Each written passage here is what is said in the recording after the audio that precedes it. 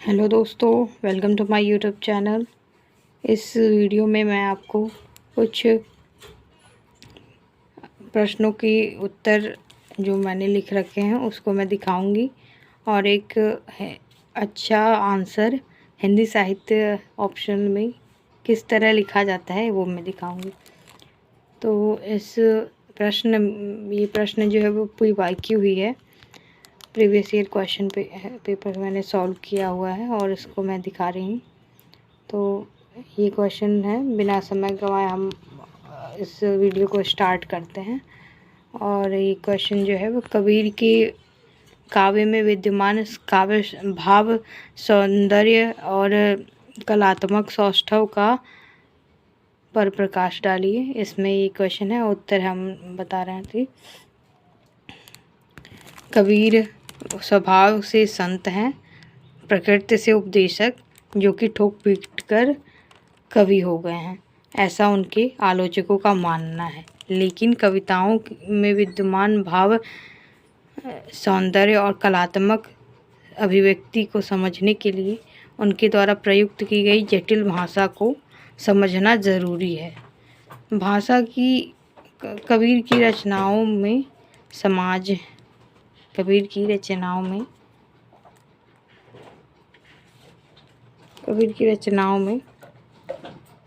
समाज के सभी आयामों व दृष्टिगत चुनौतियों की अभिव्यक्ति होती है।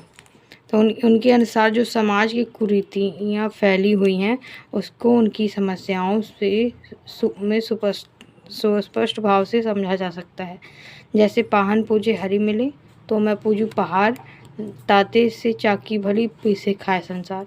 ये बीच बीच में आप जब उक्तियाँ कोट करते हैं तो वो काफ़ी इफ़ेक्टिव हो जाता है आपका आंसर। इसलिए बीच बीच में इस तरह की काव्य दोहा जो भी है उसको आप डाला करिए। इसलिए मैंने खूब सारा दोहा वगैरह याद कर लिया है और इसको मैं लिखती हूँ अपने आंसर्स में। फिर है, पोथी पढ़ जगमुआ, पंडित भयानक हो, ढाई अखर प्रेम का पढ़ी सो पंडित हो। आचार्य हजारी प्रसाद के अनुसार कबीर वाणी के डिक्टेटर हैं। तो इसे आप अंडरलाइन भी कर सकते हैं, वाणी के डिक्टेटर। तो कबीर की उलटबाजियों एवं प्रतीकात्मक लेखन शैली है। कहीं कहीं पर गोरखनाथ की प्रतीकात्मक उक्तियाँ व कबीरदास की उलटबाजियों में विस्मित कर देने वाला सादृश्य देखने को मिलता है।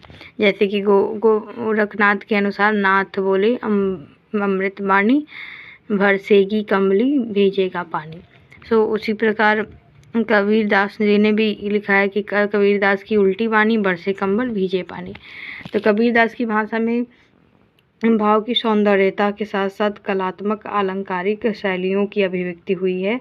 मालत, फिर आप जैसे देख सकते हैं, एक कोट मैंने फिर से कर दिया। माला फेरत जो गया, मिटा न मन का फेर, कर का मन का डार के, मन का फेर। तो इस तरह की जो भी युक्तियाँ हैं आपको याद हों आप उससे डाल सकते हैं। यहाँ पे देखिए, कबीर की रचनाएं बोधगाम्य व लोकगाह्य सादृश्य विधान से भरी पूरी, सहज व सरल हैं, जिनके कारण समाज के अधिकांश जनों तक इनकी रचनाओं की पहुँच है। जनसाधारण व समाज की हर हिस्से तक भाषिक दृष्टि से विविधता उपलब्ध है। भाव, सौंदर्य व कलात्मक अभिव्यक्ति की दृष्टि से कबीरदास अपने युग के अग्रणी रचनाकार थे। बस ये इतना मैंने आंसर पूरा कंप्लीट कर दिया। ये 10 नंबर का प्रश्न था, मैंने इतना ही लिखा है। अभी इनिशियल पीरियड है तो आप कम भी लिखेंगे तब भी वो सही रहेगा, लेकिन फिर भी लिखने का प्रयास ज़रूर करें। फिर एक दूसरा प्रश्न है जो यूपी कबीर के बारे से, ये भी PYQ है। ये 2000 में UPSC सिविल सर्विसेज एग्ज़ाम में पूछा गया है, ऑप्शन का क्वेश्चन है। कबीर शास्त्रीय ज्ञान की अपेक्षा अनुभव ज्ञान को अधिक महत्व देते हैं, इस मत की समीक्षा कीजिए। इसके बारे में उत्तर है, वास्तव में कबीर साक्षर न थे, किंतु उन्होंने विभिन्न दार्शनिक सारणियों को पर्याप्त मात्रा में सुना था, जिससे वे कुछ में से प्रभावित प्रतीत होते हैं, परंतु अधिकांशतः उन्होंने विशेष शास्त्रीय अथवा दर्शन से प्रभावित होकर अपनी काव्य रचना को संबंधित नहीं होने दिया। उनकी अधिकांश रचनाएं अनुभव की हुई हैं, जो उन्होंने समाज में होते हुए देखा है। जैसे अपनी कई कविताओं में उन्होंने समाज में प्राणी मात्र के प्रति संवेदना व करुणा प्रदर्शित की हुई है। जैसे कि बकरी पाती खात है ताकि काढ़ी खाल, जो नर बकरी खात है तिनका कौन हवाल। तो और भी एक है कोट मैंने किया हुआ है, साईं के सब जीव हैं कुईरी कुंजर दोए। कबीर की काव्य रचनाओं में समाज में व्याप्त कुप्रथा इत्यादि का विरोध देखने को मिलता है। जैसे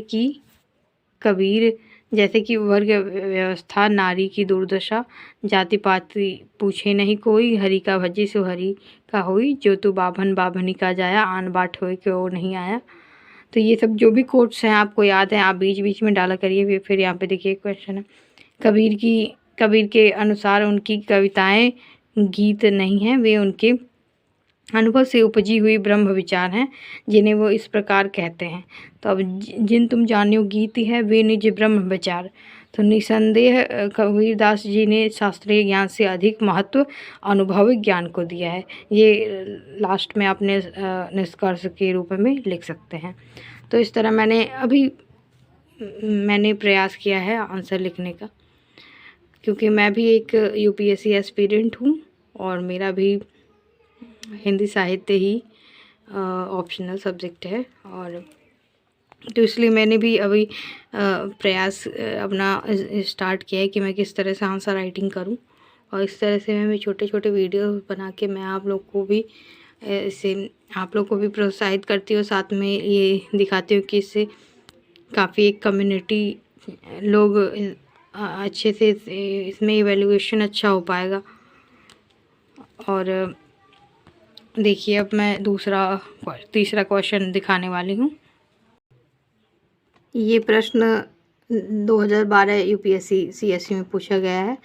साखी शब्द की व्युत्पत्ति बताते हुए इस कबीर की साखियों के प्रतिपादिका पर प्रकाश डालिए।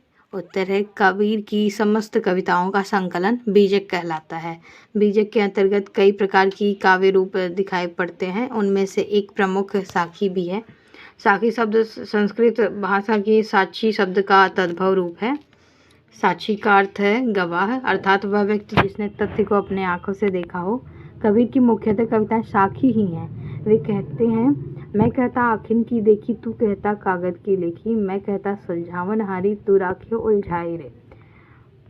तो ये बीच बीच में अब मैंने कोट किया है कई सारा, मैं बार बार पढ़ती हूँ तो मुझे याद भी हो जाता है, और इससे काफ़ी आसानी होती है याद करने में। बार बार इसको आप याद करने का यही तरीका है कि आप बार बार आप पढ़ते रहिए, 2-4 बार रिवीजन करने से याद हो जाता है ये।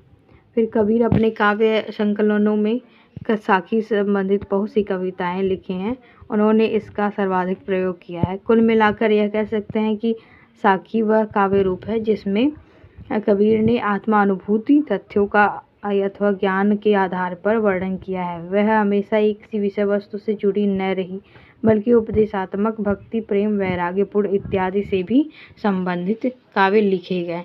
जैसे सतगुरु हमसे रीझ कर कहया एक प्रसंग, बरसया बादर प्रेम का भीज गया सब अंग।